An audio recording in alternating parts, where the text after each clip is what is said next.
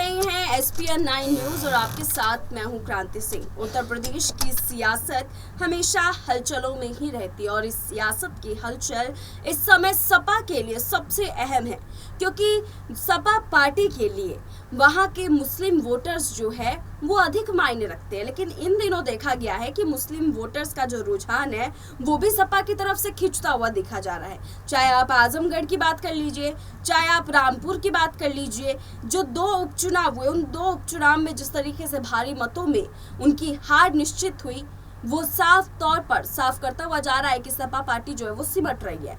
इसका कहीं ना कहीं खाका जो है वो आजम खां से भी जुड़ता हुआ नजर आ रहा है। अब आप सोच रहे होंगे कैसे, तो आपको बता दें कि आजम खां से वो कुछ इस तरीके से जुड़ता हुआ आ रहा है कि आजम खां ने भले ही अपनी तरफ से थोड़ी बहुत कोशिश जो है वो रामपुर सीट और आजमगढ़ की जगह पर दिखाई थी, लेकिन जब बदले में उस सीट के परिणाम आए तो रामपुर की सीट से हर कोई वाकिफ है। रामपुर की सीट पर बीजेपी ने अपनी जीत दर्ज की, जबकि माना ये जा रहा था कि वो सपा का गढ़ है और जब सपा का गढ़ है तो वहां पर उनकी जीत निश्चित थी। लेकिन उसके बावजूद भी बीजेपी सेंधमारी करती है और बीजेपी जीत की तरफ अग्रसर होती है।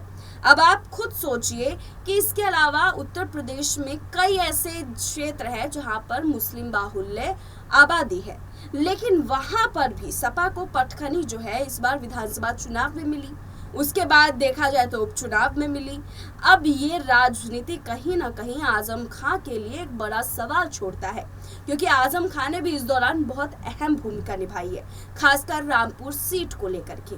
रामपुर सीट में जिस तरीके से सपा पार्टी को पटखनी मिली उसका अंदाजा किसी ने नहीं लगाया था, लेकिन आजम खां के कोशिश जो है वो 1% नजर आई। हालांकि उन्होंने पूरी तरह से अपनी तरफ से कोशिश नहीं की, जो कि साफ इस दौरान देखने को मिला, और यही वजह रही कि सपा पार्टी ने रामपुर सीट को भी गंवा दिया।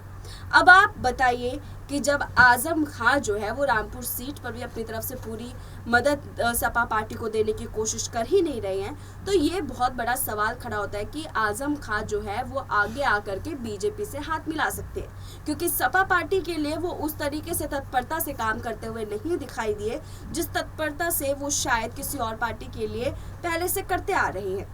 पहले जो उनका रुझान रहता था सपा पार्टी को लेकर के, वो रुझान जो है कम दिखता है, और इसका बहुत बड़ा जो आंसर है वो इसी बात से लगाया जा सकता है कि यहाँ पर सपा पार्टी ने जब वो जेल में थे उस दौरान भी उनसे मुलाकात करने नहीं गए। उसके बाद सपा पार्टी के प्रमुख जो है वो कभी भी उतना तवज्जो आजम खां को देते हुए भी नजर नहीं आए। कहीं ना कहीं ये सारी बातें जो है आजम खां के दिलो-जाँ में घात करता जा रहा है और बीजेपी की तरफ उनके मिलाप को और ज्यादा बढ़ाता जा रहा है। आजम खां से जुड़ी ये वाली रिपोर्ट आपको कैसी लगती है? क्या लगता है कि आजम खां जो है वो सपा से हट करके बीजेपी को अपना सकते हैं? और कहीं ना कहीं यही सारी वजह है कि आजम खां जो है वो अब बीजेपी की तरफ अपना रुझान रख रहे हैं, और यही वजह है कि रामपुर में सपा पार्टी को हार मिली। आप लोग के क्या तर्क है, हमें कमेंट करके जरूर बताइएगा। फिलहाल हमारी इस रिपोर्ट में बस इतना ही। देश दुनिया की तमाम बड़ी खबरों के लिए देखते रहिए SPN 9 न्यूज।